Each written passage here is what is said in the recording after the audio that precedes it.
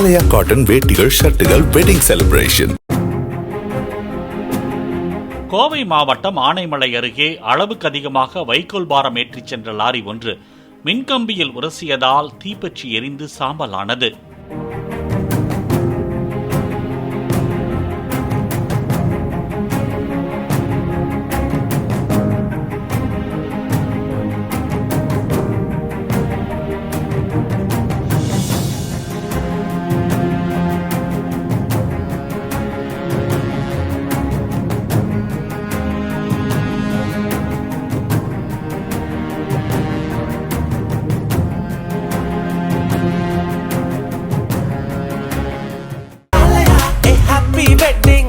ஆலயா cotton வேட்டிகள் ஷர்ட்டுகள் wedding celebration.